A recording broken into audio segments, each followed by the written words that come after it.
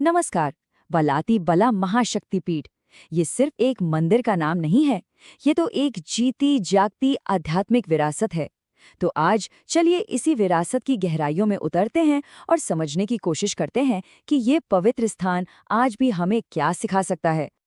तो सबसे पहला सवाल यही उठता है कि आखिर एक दिव्य शक्तिपीठ की विरासत का मतलब क्या होता है? क्या ये सिर्फ पत्थर की इमारतें हैं? नहीं, बिल्कुल नहीं। ये तो पीढ़ियों की आस्था, उनकी परंपराएं और एक जिंदा सोच है जो आज भी सांस ले रही है।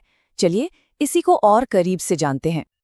देखिए, बाला त्रिबला शक्तिपीठ की असली पहचान जुड़ी है इसकी सदियों पुरानी आध्यात्मिक परंपराओं से, और हाँ, उन भक्तों की अटूट आस्था से जो यहाँ आते हैं। असल में यही तो वो बुनियाद है जिस पर इसकी पूरी विरासत टिकी हुई है, एक ऐसी मजबूत नींव जो पूरी तरह से विश्वास पर बनी है। तो इस पीठ का जो ये पवित्र माहौल है वो कुछ खास प्रतीकों, कुछ सिंबल से मिलकर बनता है। आइए एक एक करके इन प्रतीकों को समझते हैं जो यहाँ की आध्यात्मिक ऊर्जा का असली सोर्स है। इसमें सबसे पहला और शायद सबसे शक्तिशाली प्रतीक है यज्ञ की पवित्र अग्नि। अब ये सिर्फ एक रस्म वाली आग नहीं है, नहीं, माना जाता है कि ये शुद्धि, बदलाव और भक्त को सीधे ईश्वर से जोड़ने का एक जरिया है। अच्छा, दूसरा जरूरी हिस्सा है यहाँ मौजूद अनगिनत धार्मिक प्रतीक। आप सोचिए, दीवारों पर उकेरी गई मूर्तियों से लेकर पूजा में इस्तेमाल होने वाले छोटे छोटे पवित्र चिन्हों तक, यहाँ हर एक चीज आस्था का कोई ना कोई गहरा संदेश देती है और लोगों को प्रेरणा भी। और हाँ, तीसरा स्तंभ वो है दिव्य संत स्वामी श्री सदाशिव। वो इस पीठ के लिए गाइड की तरह, एक इंस्पिरेशन की तरह रहे हैं। उनकी दी हुई सीख, उनका दर्शन आज भी यहाँ आने वाले हर भक्त की जिंदगी को रास्ता दिखाता है, और यही इस विरासत का एक बहुत जरूरी हिस्सा है। अब इन प्रतीकों के अलावा इस पीठ की विरासत एक खास तारीखी लम्हे से भी जुड़ी हुई है। तो चलिए थोड़ा सा वक्त में पीछे चलते हैं और उस पल को देखते हैं जिसने, कह सकते हैं कि सब कुछ बदल दिया। साल था 1952।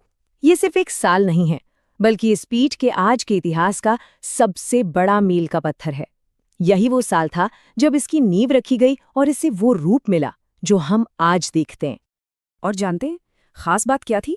1952 में जिस दिन इस पीठ की स्थापना हुई, वो दिन था वसंत पंचमी का पवित्र त्योहार। अब वसंत पंचमी का त्योहार तो ज्ञान और एक नई शुरुआत का प्रतीक माना ही जाता है, और इसी वजह से इस संस्थान का सांस्कृतिक और ऐतिहासिक महत्व और भी ज्यादा गहरा हो जाता है। तो इन सभी प्रतीकों और इस इतिहास के परे इस पीठ की विरासत का असली सार, उसका निचोड़ क्या है? इसका जवाब छिपा है इसके गाइडिंग प्रिंसिपल में, इसकी सोच में, जो पूरी दुनिया के लिए एक बहुत पावरफुल मैसेज है। देखिए, इस संस्थान का जो मूल सिद्धांत है वो शक्ति की उपासना के इर्द गिर्द घूमता है। लेकिन, और ये बहुत जरूरी बात है, ये पूजा सिर्फ किसी एक इंसान के फायदे के लिए नहीं है। नहीं, इसका लक्ष्य बहुत बड़ा है, एक यूनिवर्सल गोल है, दुनिया में शांति लाना और हर किसी का भला करना। और इस संस्थान का जो सबसे बड़ा आशीर्वाद है वो इस एक गुजराती पंक्ति में समाया हुआ है, सदा अने सर्वत्र सोनु कल्याण थाओ। इसका मतलब है हमेशा और हर जगह सभी का कल्याण हो। सोचिए कितनी शक्तिशाली और कितनी बड़ी प्रार्थना है ये। तो आखिर में ये सवाल हम सबके लिए है, आज की इस भागदौड़ भरी दुनिया में सभी का भला हो, ये जो एक सीधा साधा सा सिद्धांत है, ये हमें क्या सिखा सकता है? ये कैसी विरासत है जिसकी जरूरत शायद आज हमें पहले से कहीं ज्यादा है।